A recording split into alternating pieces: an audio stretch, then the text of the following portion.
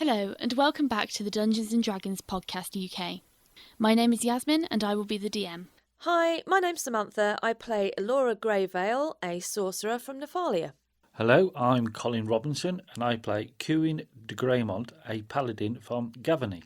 Hi, I'm Ryan, and I play Ogvar, a ranger from Kessig.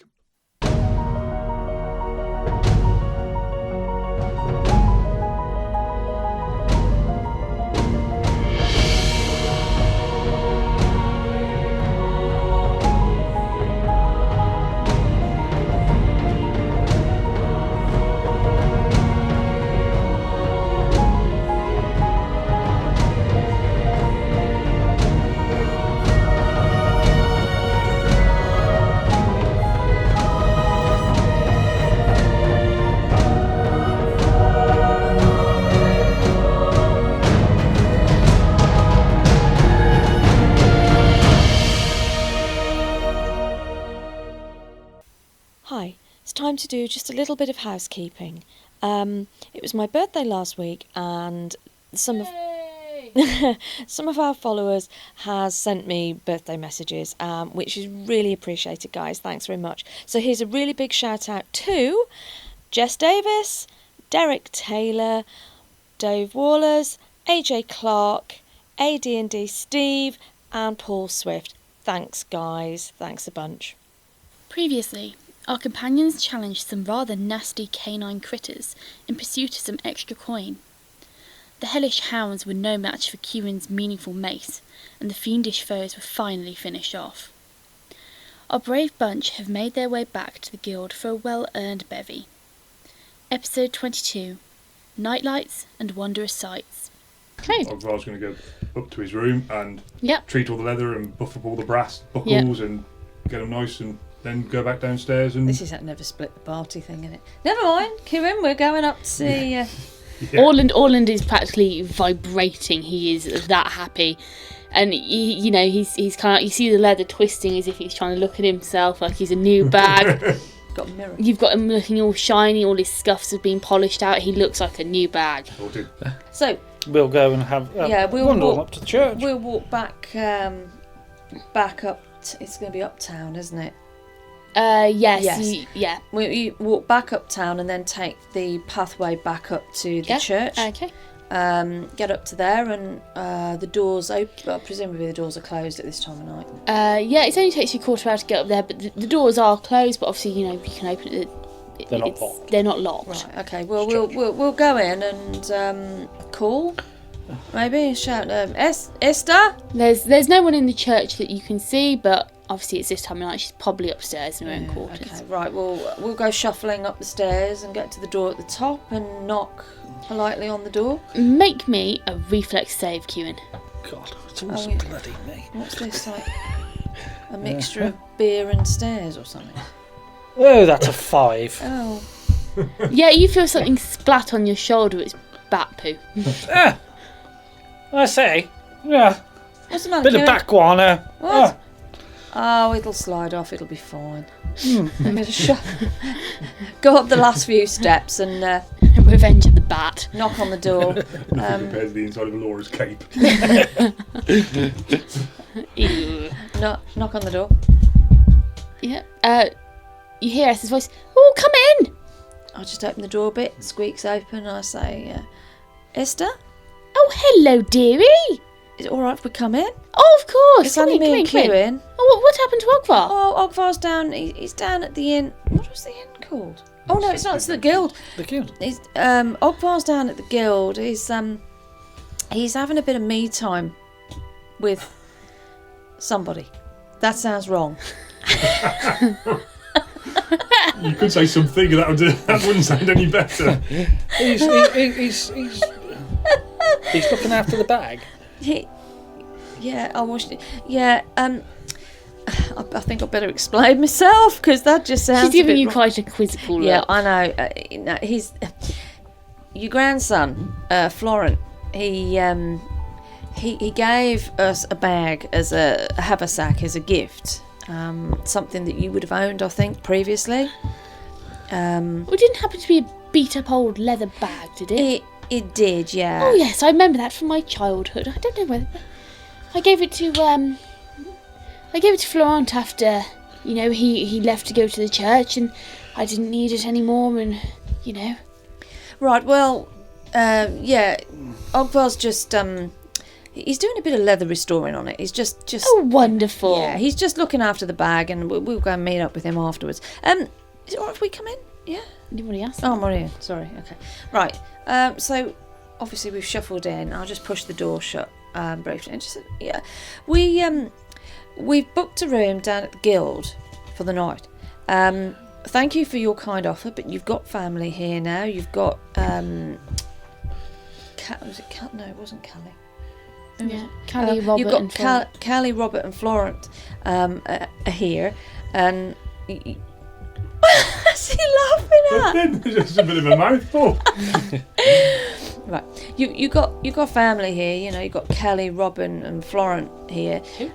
Florent, isn't that his grandson? No, Robert, not Robin. Did I say Robin? Did I I really? said Robert and... I'll try again. You've got Callie, Robert, and Florent here. It's a bit crowded up here, and we thought that maybe, at least for tonight, we'd go stay somewhere and give you a little bit of time with your family and friends. Oh, bless you, you're so thoughtful, you lot. No, that's fine. The reason we've come up here was we wondered whether you would like to accompany us. We're going to go to the underground arena. And we wondered whether you'd like to come with us, because I'm sure you don't get much chance to go down there while you've been looking after the church all this time. Oh, absolutely. Give me just a second. Well, it's fine. I'll tell you what, we'll make our way back down. If you come down to the Guild, we'll be down in the bar there. You come and meet us down there. I won't be 2 ticks. No worries. Anyway, I'm going to let myself back out, shut the door. She disappears off into where her room is. Yeah. Mind you don't slip on the back one on the way down the stairs. So, clank, clank, clank, all the way down the stairs with the Paladin, and out the front door, shut the door, and back. We'll go all the way back down to the Guild. She catches up to you at the bottom of the hill. Cool. She's clearly kind of got a bit of a clip on, so to say. And this time when you see her, she's got her chainmail on. Ooh. Sorry, no, she hasn't got her chainmail. She's got light leather armour on. Right. But her sword is different from the last sword you saw her with. This time her She has a sword wardrobe. She's a collector. The sword she's got it's a long sword like the original one was. However, it glows with a slight blood red hue. Ooh. I've eyed that already. I've eyed that up. Elora didn't miss that one. Okay. And she joins with you, and she's surprisingly, she is continuously surprising you with how spry she is for her age. She doesn't look like someone who's 60, 68. She looks several years younger than what her actual age. So, well, glad you could join us, Esther. It's nice to have you with us. It's my pleasure. We'll pop into the Guild and go and find Ogvar, and Okay. yeah, maybe we can go down. We've had some dinner. Have you eaten? Oh yes, I've eaten. Okay, that's cool. Right. Well, maybe I can get you a drink while we wait. Oh, well, that'd be lovely. Right. So I'll go into the Guild. I'll go up to the bar. Do you want another drink? Yes. Colin? Yeah. Oh, maybe have a small mead. A small this mead. time. Yeah. Yeah. We'll have one small mead. I'll have the same. I'll make mine a small. I'll have small mead this time. Yeah, we'll have mead. Hello, Elora!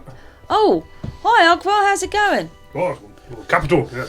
Did you get your job done? Oh, Look at look. him now. Look at that. He's looking fantastic. He walked straight past me. I was sat to here. Oh, I didn't realise you were there. I thought you'd still be up in the room or something.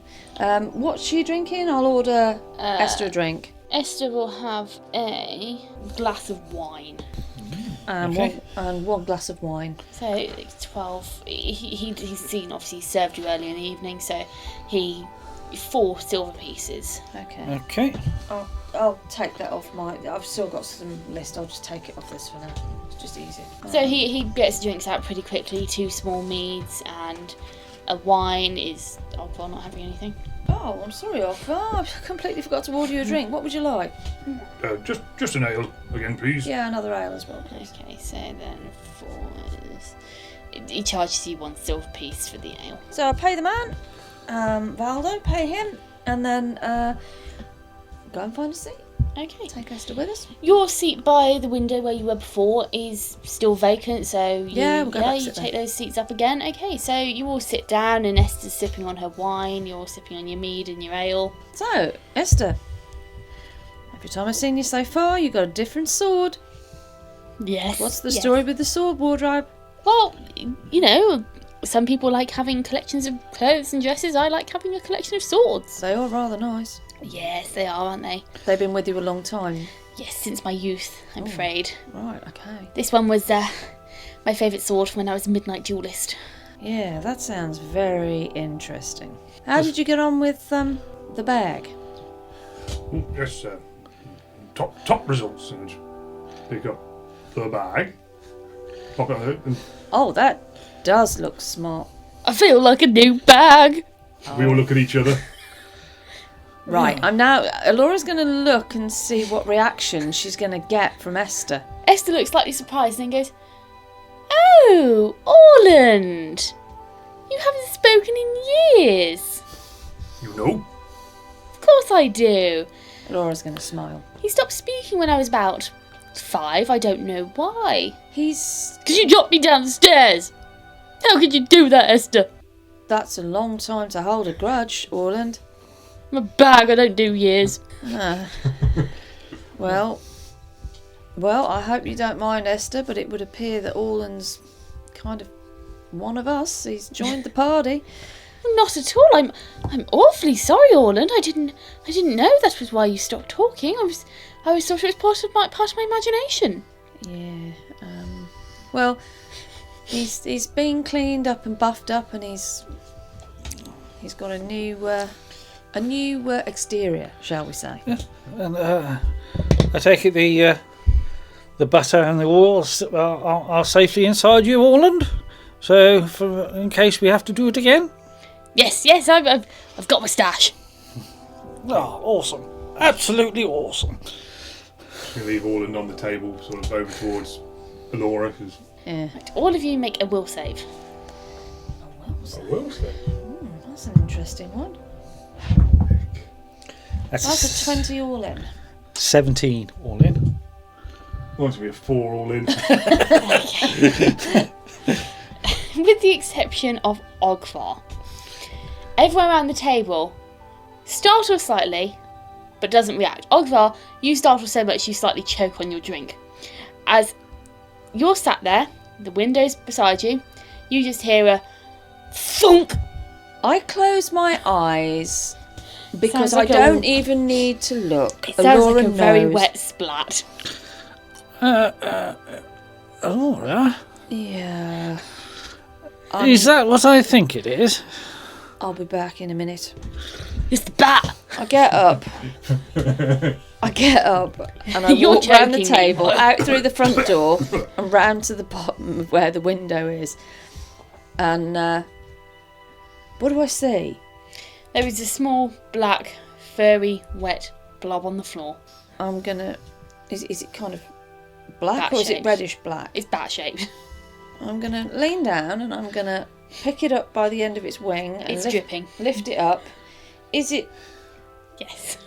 It is. Yes, it is. I'm gonna lift him towards my nose and go. What does he smell of? Nothing really. It just smells like soggy bat. It doesn't smell sweet like mead or something. No, he just smells like soggy bat. I'm just gonna. Well, Elora's just gonna go. Wow. Really? You have not been out there long, Rowan. What have you been doing? Oh, God. So, I'm just going to carry it in through the door, holding him by a wing. And I'm going to walk round to the table, sit down, and just lay him down on the table and examine him. Is he injured? No, he's not injured. He's just soggy. Is it raining outside? He's got himself a bit of a concussion. You don't know where he's been. I'm just going to scratch my head, which is going to kind of lift my hat at the one side, you know, rub the corks a bit and sigh. And then I'm going to... He seems to be a bit damp, but it wasn't raining when we came up. No, he's looking a bit of a soggy mess, isn't he?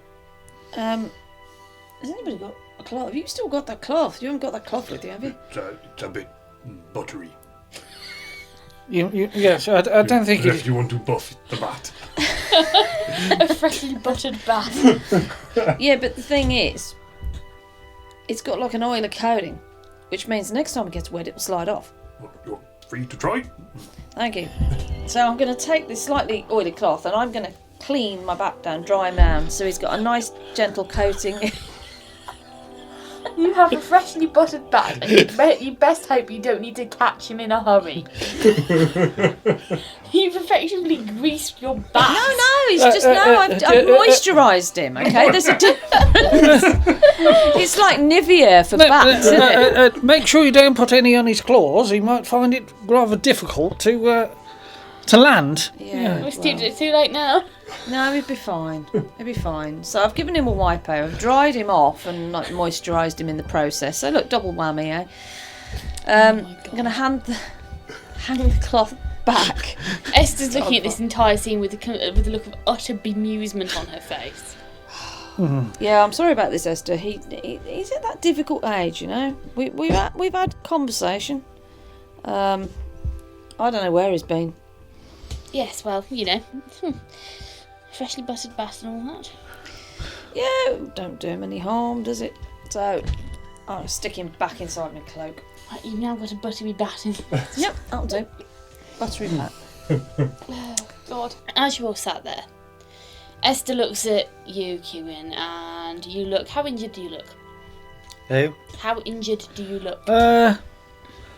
I've had a good... I've got 11 hit points to heal. I was down to half. So I did take a bit of a... She looks at you and she goes, well, what have you guys been up to? You look a bit battered. And she leans across the table and she taps you on the shoulder and she casts Cure Moderate Wounds. So she's going to cast 2d. She heals 11 points of damage. Which is... Exactly. Odd. So what have you been up to then? To be so battered. Well, we did a bit of... Not buttered, battered. Well, we did a spot of gardening and I've got a bit of a kicking. Oh. Well, we say we, you know, yeah, we did a bit of gardening, did a bit of chopping, a bit of pruning. And then we went out and we took a contract on some hellhounds, which was not quite as eventful as the topiary, but was a little on the toasty side. Topiary, you know, funny shapes. We had the... Animals. Well, it's not topiary's not just animals, is funny it? Shape. How'd you go? Well, we went up to the Paladin estate. Oh. My God, that's a character, isn't it? Yes, he's a pig. Yeah, that's an understatement. No, I had heard rumours that he had, was it topiary guardians? Yeah. Yes. They needed a haircut. Oh. Unfortunately, we got the job of doing it. Oh. Well. It didn't go well for me, so I gave up. Nah. Ogvar was actually quite good. They liked him. Yeah, well. you know. He was popular, Mr. Popular over there. I managed to do a bit, you know. I did my fair share, but you know. Yeah. But Ogvar, they started to congregate around him. It sounds like you've had quite the eventful day. You know, it was fun. We had a bit of, you know, a bit of exercise and a bit of gold, and you know, all experience. And then we came back here and had a bite to eat. Very nice. Right. Well, Yes, now well. we've got all that out of the way, would we all like to go and see what's doing? Would I have rested at any point when they were up fetching? Would I have a short rest? Or? Not long enough for a short rest. Okay. Are you looking a bit battered as well? Who isn't? Yeah, I mean, I could do with a few What you want at the moment? 14 out of 20. Okay. Yeah, she's going to take a second look at all of you. She's obviously just healed Cuin up, so she knows he's fine. She looks at you. She goes, "Are you all right there, dearie? Yes." Well, I've been worse. Okay. And what about you? As I said, the hellhounds was just a little too close for comfort and a bit toasty on one side. So she's going to... Have you tried the bag butter? God. I sometimes Moisturised dried out skin, that. I was thinking, maybe, put it on the force of my armour, and anybody tries to grab me, I'll just slide off. Be a slippery critter. That bag butter's gone a long way, hasn't it? That bag butter on your back. Well, there's not a lot you can't use it on. Is anyone let a difference? Yeah, the bag's back butter. So she heals Elora for 8 points, and she heals Ogvar for 9. Oh, I'm back up to full health now. Yeah, same Back here. up to 18 hit points. Yes, well, Oh, give you a bit of a top up, and then we can go crack some skulls. Thank you for that, Esther. Yeah. I feel quite a Great. bit better already. Okay. Well, off we go then. And she springs up, dusts her hands off, brushes her knees down, and goes, "Come on then. Looks I've like had we're this much- following you. Haven't had this much fun in years." Right. Follow Yeah. Esther then. Come on, boys. All Looks in like we're rounds. going to get left behind if we don't keep up, you know what I'm saying? Well, yes. I mean, she's quite sprightly. Yeah. Yeah. So, we're going to pick the bag up. Yeah.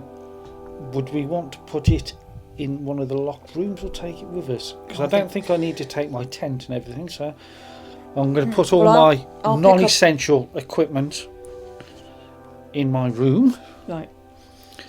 But I think we should probably keep the bag with us. Yeah.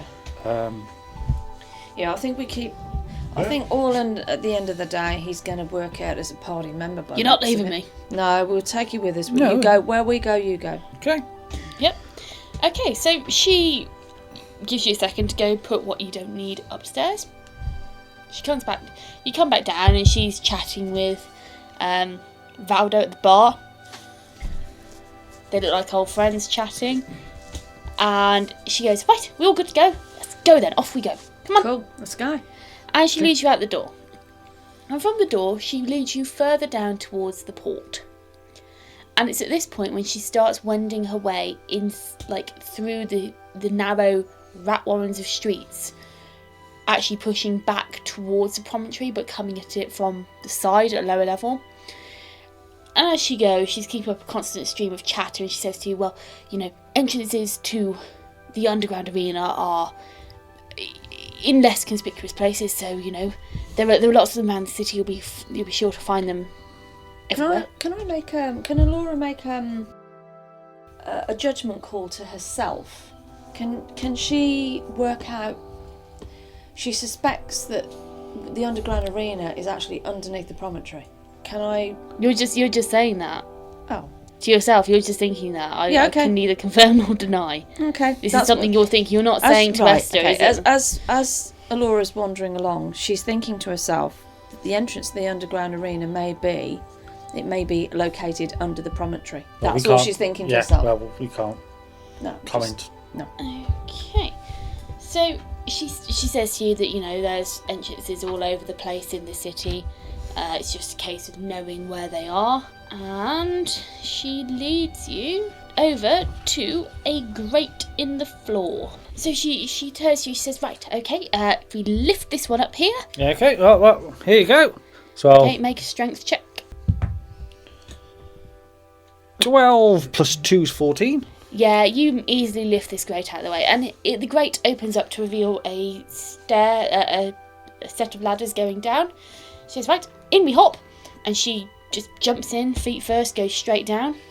Okay, well, there you go. I'll bring up the rear. Right, Elora's going to climb down the ladder. Okay. Yeah, yes. Oh, I thought she was going to ask me to make a climb check. Come Well, on. no, because it's a ladder. You're not using strength to climb, and you're Oh, yeah. going down anyway. Mhm. Are you shutting the grate above your head?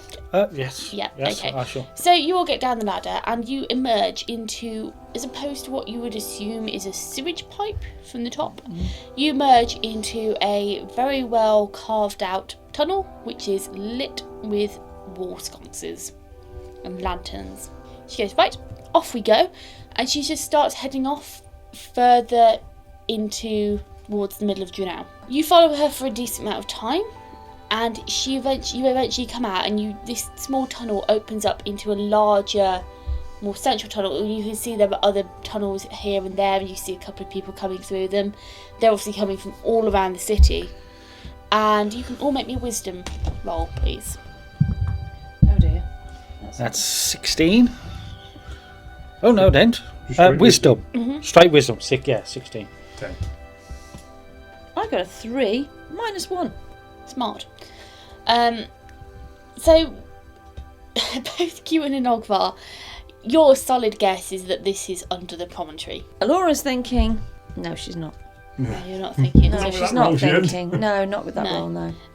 Elora is too distracted by, I don't know, the soggy patch on her ribs from where your bat is. 'Cause Underneath the... yeah, you've now got a soggy, wet patch of buttery bat on your ribs. Cool. Yeah, it seems to be roughly underneath the promontory. What do you reckon there, Ogvar? Yes, I would agree. My geography skills are... Well, that's what I was thinking earlier, but I couldn't be sure. Oh, well, yeah. It would have been my best guess. So Esther turns around to you and goes, well, this is the atrium, and if we head on that way, you'll get towards the underground arena. And she points behind her, and she's really excited. She's she's very lively. She's bouncing. I say she's bouncing around. She's constantly moving. She's excited. She's looking forward to this. Laura's feeling quite chipper as well, actually, because she's quite excited about the fact that Esther's excited. There's obviously something interesting down here. Okay. So this main entrance she's just pointed to is a large vertical crack that forms a natural crude arch where it meets the chamber's floor. So as you're going towards it, this crack comes down and it just arches out like that into a bigger opening. So you've got this kind of natural formed arch as you head in. Walking through, you enter what is the cistern. It's the main area of the underground arena. It is the area here. The arena, it's round. It's a round shape, and it has a diameter of about 50 foot, you could say. And in the middle of the area, there is a naturally formed platform. And it's a very rough edge platform. It's not a solid uniform round shape, but it's a roughly formed platform with kind of 3 almost conjoining arches of rock joining it to the main base rock. Everyone roll me a spot check, please. That's a 20. That's an 8 for Elora. You do realise that when I start fighting, I'm going to be rolling 3s and 4s. 12 for Ogvar. Okay. Even with an 8, I mean, you're slightly distracted by this arch as you go in, but once you've actually got in there, your attention fully snaps to what's actually here. And you can see that throughout the cistern there are multiple entrances which have been created using dried up or low capacity water pipes, and these are up in the walls, and you can see people are walking through them. They're obviously arriving from different parts of the city, or they've taken a different route, and they're actually arriving through these pipes. The walls of the cavern are mostly dry. There are a few high capacity pipes which are pushing out torrents of water which are crashing down the walls and into this pool below, because the way this room's set out, you've got around the very edge of the room there is a body of water running all the way around the edge of the room. And then where this natural platform is, this platform is actually suspended to a higher level than the floor, and there's water kind of whirlpooling underneath it, and it's constantly flowing. So these pipes they're pushing out water through, and they're crashing down the walls, they're landing in this pool at the edge of the room. And there are 3 of them. They create a cool, dank atmosphere, and these constant crashing sounds are helping to conceal, you can imagine, the chamber's presence from outside. Using the walls as anchorage, there are a myriad of wooden platforms which have been built. They're interconnected using ladders, makeshift stairs, and rope bridges. These platforms play host to a mixture of bars, shops, seating, and occupy every spare inch of the wall space. So as you look up, you can just see platforms and ladders everywhere. I mean, even if you turn around, they're in the wall above you. This place is humming. Colourful banners and signs lay over the railings, embroidered with logos and motifs advertising businesses and establishments. From the undersides of the platforms, lanterns are hung, lighting the floor below. The lanterns vary in colour, ranging from soft yellow hues to blood red tones. Each pinprick of light contributes to the ambience of this scene. So as you're stood there, you're looking in, and you're looking up, and it's not particularly brightly lit, but it's like you can see everything is lit in different panes of colours. Right. Spare space on the cave's walls are occupied by long crimson hanging banners, most likely salvaged or liberated from a vast ship. The tattered ends have been secured to the wall lower down, creating billowing roofs almost tent-like. So these are anchored like in the middle of the cave ceiling, and they're hanging like that, Right. in curves and billowing arcs. This has the effect of like lowering the ceiling. It creates a closer atmosphere, so you've actually got the blood red canopies above you. The flags, banners and wall hangings often flutter in the updraft from the crashing waters. On some of the larger platforms, large steel braziers are lit using a mixture of coal and scrap wood. Very often these braziers will hiss and spit a myriad of colours due to different minerals and ores. The heat rises in a haze, adding to kind of like this whole fantasy theme. So it's this whole kind of smoky, dense, close but bright, differently coloured. It's I don't know, vibrant. That's what I'm looking for. A kind of a 60-foot wide section on the wall opposite the main entrance is bare, with the exception of a single 30-foot long platform in the middle of the space, kind of 40 foot up the wall. So it's a 30 foot, you've got 15 foot either side in gaps before the nearest platform or stall, and it's up in the air, so it's off the floor. This platform is draped with gauze-like black material, forming a curtain that obscures an individual's view. The floor of the cistern is relatively circular in shape, where the high-capacity pipes expel down the wall. There are squarish cutouts where the water runs below the floor into a cavity. This water then flows underneath the raised platform, where the pool appears to be in a constantly agitated state. The ceiling of the cistern has a largish hole, which you can just see when you crane your head up to the highest point. And this hole allows light to filter in, forming a natural spotlight on the platform below. The underground arena is frequented by, you can see, like looking around you can see that there is a lot of people who look quite poor, like they're wearing rags. There are people who look like businessmen. They're quite poshly dressed. They don't look like they're not well off. And you can see the occasional noble on some of the higher platforms, usually denoted by richer robes and glittering jewellery reflecting in the light. Where the light's coming down from the centre, is that magical light that's coming from above? It's natural light. But it's moonlight. Oh, moonlight. Right, okay. It's not directly above as well, so it's not like coming down straight above. What it is, this hole where the ceiling are, the hole is like on a slight angle. You can imagine that if this is a promontory, somewhere on the side of this promontory there is a large gaping hole, which is just acting as a natural spotlight. Right. We're just focusing the lights onto the area. Yeah, the platform in the middle. Right. And around this hole is where the banners are secured, and they're draping down towards the walls. Right, okay. Okay, well, Laura's just going to take all of this in, and it's quite wondrous, and she's quite amazed by it all, because although she's travelled around a little bit, she's never been anywhere quite like this. This is something completely new and quite fantastical to her, with all the colour and the movement, and she's feeling buzzing. The atmosphere is making her buzz. Ogvar's just a bit of a gog really, 'cause he's never seen anything like this. It's completely out of anything he's ever seen before, so he is a bit just like gob open looking up. Yeah. Yeah, I'm just. I take it that area there is where the fighting's done. Yeah, is that right, Esther? Yes, she laughs, and you can see that you see the laughter in her eyes. She's actually really happy to be back here. It's been you can imagine it's been quite a while for her since she's been here. She goes, yes, well, as long as they haven't changed it from my day, that's where all the fighting used to be, and the auctions and all sorts used to happen there. So come on, Esther, tell us, what's the order of play down here? Well, you see the platform up on that opposite wall there? Yeah. That is owned by the person who runs this place. Right, who is... Nobody knows. Oh, okay. So far, nobody has ever seen the owner of the underground arena. Their identity has remained a mystery until this day. So what happens here? Do people fight for money? Do they... All sorts. I mean, look up here. You see over on that platform there, that used to be Asp's Ales. Don't know if it still is now. Used to be in my day, Asp's Ales. And they used to run all sorts of card games from there. Oh, so this is a bit of a den of iniquity then? Oh, absolutely.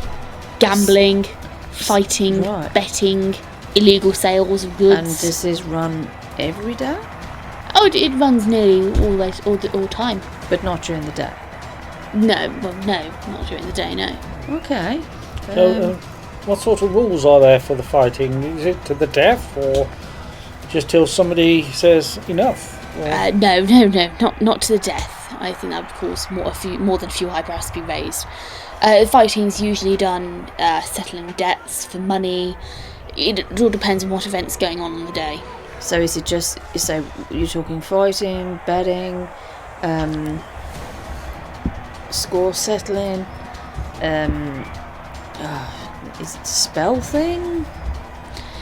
It generally doesn't tend to be magic. Magic can get a bit out of hand. Yes, I can see that. But no, it's usually physical fighting, bare fists, swords, whatever you please. Maybe. So how do you find out the rules? Where'd you go to and how do you know what the programme of events is? Well, it's generally done by word of mouth. There's no brochure here. Okay. So we'd have to go and have a wander around. Well, let's go and find out what's happening tonight then.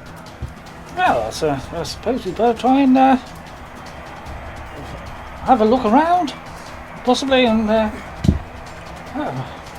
might even have a little go in the arena. What do you reckon? Oh, I think I'd rather have a sense of the way things are run here and maybe watch what goes on first. Yes. A bit of an entertainment first. Yeah, I reckon it's a good idea to find out how all these things are run. You know, how do you enter and what are the prizes? And well, you know, there's obviously quite a lot to do down here. Boy, it's noisy, isn't it? It's absolutely humming down here. Yeah, I mean, like, you know, with this gladiatorial, you know, I don't mind, you know, a cultist killing them, or you know, if I'm being attacked. But, you know, I don't really want to fight to the death, so shall we say? You know, not really my sort of thing. So I suppose we better find out what the rules are and everything like that. Yes. I hope that she's still here. I have an acquaintance down here. If you follow me, and she kind of starts leading you off towards the lowest kind of platform, which is available onto the next kind of level. Because obviously they're all platforms and they're connected by rope bridges, stairs, ladders, everything. So she leads you to the nearest one, which has got access to the next level up. And she leads you around for quite a while, and you start getting lost in all of the cacophony of noise. You're pushing past people. I mean, on the stairs there's someone coming up, someone's going down. It's a bit crazy. But there's noise, there's smoke, there's steam. You can smell incense in the air. And she leads you through up several ladders and across several platforms, and she eventually comes to a quieter area of the cavern, basically. And when you get there, it's a bar, and it's a quiet bar. There's a couple of people quietly sipping on their drinks, and there is a woman, quite a burly looking woman, stood behind the counter, just roughly cleaning some tankards. Okay, we're going to look at Esther, and is this the place? Yes, it is. And she takes a couple of steps forward. She goes, Trip tongue! And the woman behind the bar looks up and gives a large smile towards Esther. She goes, how are you, Trip tongue? And the woman behind the bar goes, yes, I'm good, yes, good. How are you, Esther? Esther smiles and she sits down, and she's orders a drink. She asks for 4 ales. She puts money down on the counter, and Trip Tongue, as she's been called, goes and starts pouring the ales. And there's a bit of a conversation goes on between the two of them. It's obviously very bitty from Trip Tongue's side because of her name, henceforth tripping over herself. But they have a conversation, and Esther basically gleans the rules of the arena from her. She updates herself on, what's going on, how it's all run, because obviously things have changed slightly from when Esther was last down here. And she turns to you and she says, you've all been listening to this, but listening to Trip Tongue, it's quite difficult because the amount of stuttering and slurring on her words. And everyone make me a spot check. I'm thinking Cuin might get on with it. What? A long conversation. I'm a 13. Sorry, 19 was all in for Ogvar. Spot, wasn't it? Yeah. Okay, that's an 8 all in from Elora. Okay, Elora, you don't notice this, and neither do you, Cuin. But Ogvar, you can see that when she opens her mouth to talk, she is literally missing the tip of her tongue. It looks like it's been sliced off at some point. Alright. You can assume this is why she stutters so much. Okay. So Esther turns to you and she relays the rules of the arena. And if we get that page, she goes, yes. Well, I've just been talking to dear Trip Tongue there. It's a funny name that, yes, but she is missing the tip of her tongue. So Yes, I see why they call her that now. yes, she's a wonderful lady. Basically, the rules of the arena have changed slightly since I was last here, as I expected. There's been a bit of change in management, apparently, which is quite unusual, but there's been a slight change in management. But with the arena, the battles are either one-on-one, or there are beast fighting. That's the same as before, but there's been a new section added, and it sounds quite exciting, actually. So with the fights, if you're fighting weapon to weapon, you fight to surrender. No killing, no blood wants to be spilt really in this arena. Hand to hand, it's either knockout or surrender. Beast fighting, slay the beast. That's the point of the fight. But the newer section, which is interesting, is magic fighting. It's not. You're not hurting your opponent in that sense, but it's more of a targeting. You have to hit 3 targets, and if you miss your targets or don't destroy them, it's obviously you lose. So the application is quite easy. You just go down to the steward at the bottom and you put your name in and what you want to do, and it's a pot. They do it by pot, so people bet on your fights, and it's done through the official arena bookkeepers. So part of if you it's done through the official arena bookmakers. So you win part of the betting pool, basically. Ah, well, there seems to be quite a bit of variation, doesn't there? There's something for everybody here. Yes, there is. I mean, obviously there are all sorts on these platforms here. You've got some bars. I think there's a couple of shops around here, and there's also a lot of gambling. Yeah, well, I can see why they call it the underground arena now. Yes, Black yes. market, yeah. Well, apart from the fact it's underground. Yeah, very funny. Yeah. At least, if I just decide to go on one-on-one, then at least I know that I ain't going to have to kill anybody. Yes. The odd beast is, neither here nor there, but, yes. As you're kind of having this conversation, Trip Tongue kind of grabs Esther's attention. She garbles something at Esther, and Esther goes, "Oh, yes, sorry. The beast fighting is done. You can do it on your own, or you can do it in a group."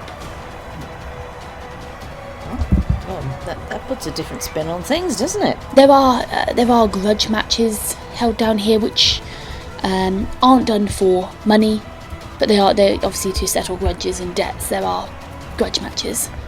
I bet that makes for some interesting watching. How do you keep control of those? There's a steward or two available.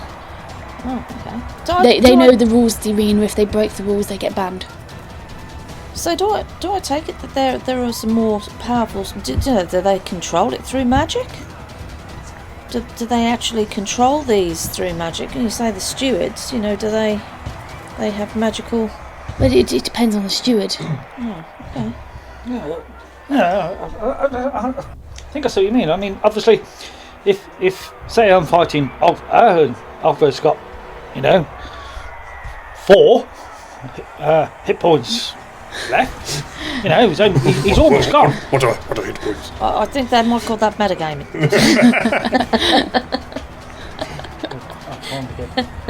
What I'm trying to get across is, If you're basically on the verge of killing if you're Ogvar. on the verge of killing him, Yeah.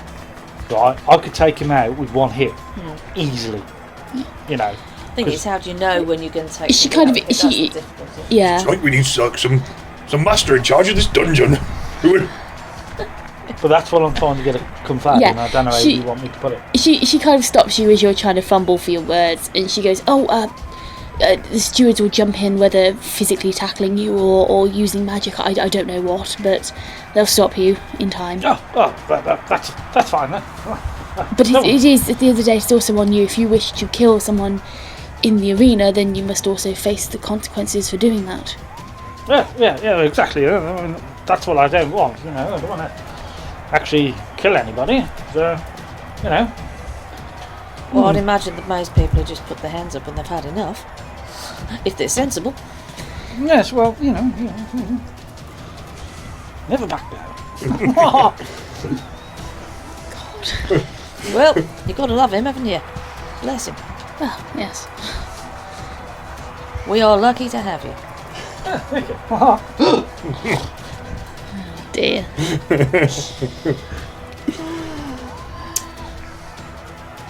So she looks at you, she goes, well, obviously you've got the basics of what happens in here now, so I've got a couple of people I'd like to catch up with, if that's all right with you.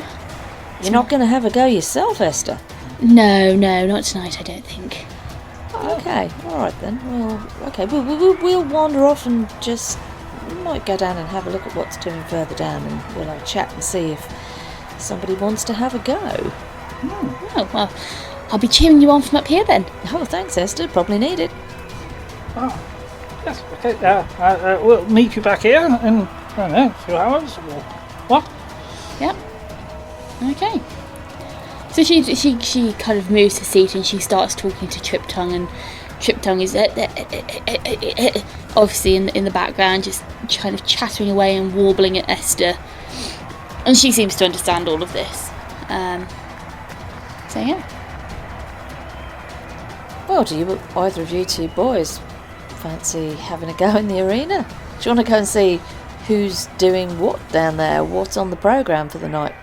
Yeah. Let's go and have a look. Might be able to,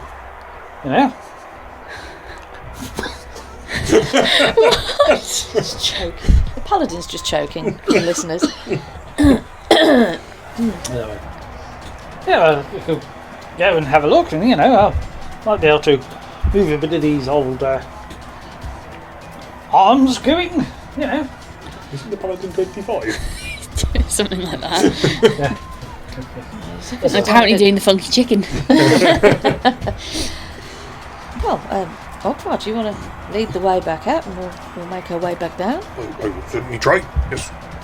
So I'll follow Ogvar out. So you start kind of travelling down all these stairs and across rope bridges, and as you're going past, you're hearing sounds of people shouting. You can hear gambling very clearly going on. And I'm assuming you get down to the bottom, and you're now on the floor of the arena. Okay. Is this all like a barrier protecting like the outside of the fighting area from the spectators area? No, the arena is set up in a way that in the very middle of this cavern, you have what appears to be, it's about 10 foot high. It's raised, and it's platform. It's about 50 meters in diameter, 50 foot in diameter, sorry, and it is a raised platform. It stands proud of the floor by about 10 foot, and there are 3 supporting arches coming off of it, leading back down to the floor. Because where this central platform is, it's like it's been cut out of the floor and lifted up.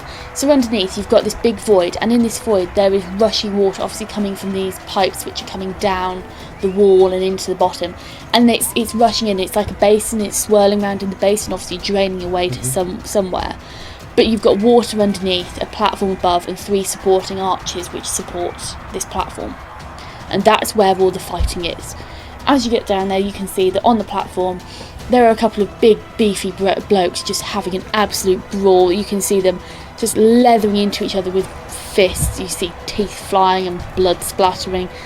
It's violent, and it's just, there's no finesse to it. They are just leathering into each other. Okay. Look up there, Cuin. It's more your sort of thing up there. Oh yes, you know, good old fisticuffs. I'd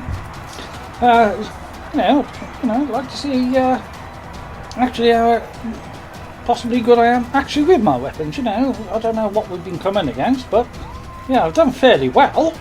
But Yeah, I'll say you've been pretty tanky, to be perfectly honest with you, Cuin. yeah, but you know, always good to strive to actually maybe see exactly how good I am. So do you want to have a go at this? Yeah, a little jolt. Right. I'm going to be grinning and turn to Ogvar and just nodding, going, yeah, I'm up for watching this, you know? Oh yes, oh yes. It's not going to be fake. So, a good night's kick and maybe a bit of hands and all. As long as nobody gets seriously hurt. That's the only thing. Well, let's go and... Why don't we go and take him down to sign up for something? What do you reckon, Ogvar?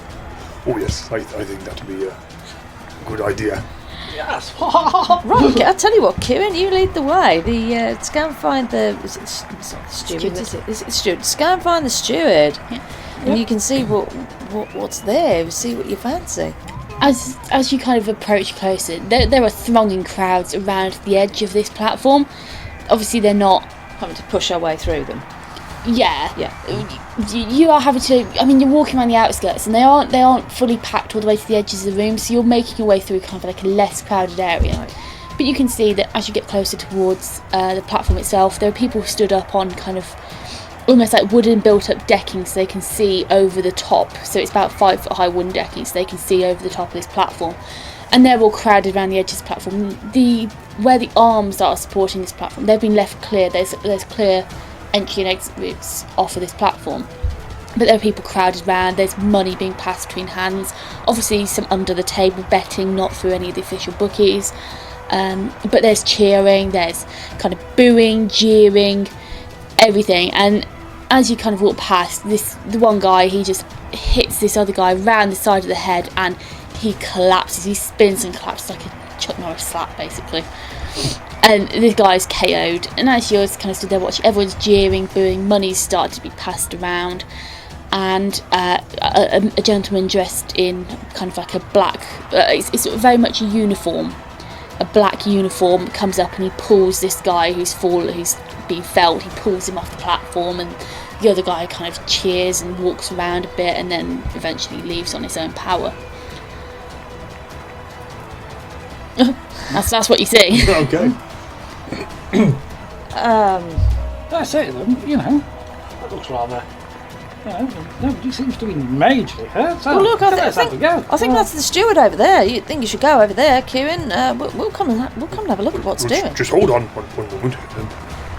Are you going to go for the one-on-one? Are you there, Cuin? I can do the one-on-one unless you want to go for the, I can have a look. What do you reckon? We can either go against the beasts or what's it? Well, I'm either way. A bit of a rough and tumble. Ogvar's just going to look across at Elora and sort of like look for her reaction as to what's going on.